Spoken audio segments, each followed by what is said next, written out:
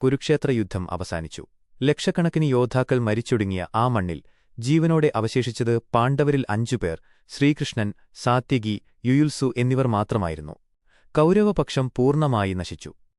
പകൽ യുദ്ധം അവസാനിച്ച രാത്രിയിൽ ദുര്യോധനന്റെ അവസാന സൈന്യാധിപനായ അശ്വത്ഥാമാവ് പ്രതികാരദാഹത്താൽ പാണ്ഡവപാളയത്തിൽ അതിക്രമിച്ചു കടന്നു. ഉറങ്ങിക്കിടന്നിരുന്ന ദ്രൗപദിയുടെ 5 പുത്രന്മാരെയും ഉപപാണ്ഡവർ ദൃഷ്ടദ്യുമ്നൻ, ശിഖണ്ഡി എന്നിവരെയും അദ്ദേഹം നിർദ്ദയം വധിച്ചു. ഈ ഭീകരകൃത്യം പാണ്ഡവരെ അത്യധികം ദുഃഖത്തിലാഴ്ത്തി. പിന്നീട് ഒളിച്ചിരുന്ന ദുര്യോധനനെ പാണ്ഡവർ കണ്ടെത്തി. വാക്കുപാലിക്കാനായി ഭീമൻ ഗദായുദ്ധത്തിൽ ദുര്യോധനന്റെ തുടകൾ തകർത്തു വധിച്ചു. യുദ്ധം പൂർണ്ണമായതോടെ യുധിഷ്ഠിരൻ ഹസ്തിനപുരിയുടെ രാജാവായി സിംഹാസനമേറ്റു. എന്നാൽ യുദ്ധത്തിന്റെ ഭീകരമായ നഷ്ടങ്ങളിൽ അദ്ദേഹം അതീവ ദുഃഖിതനായിരുന്നു.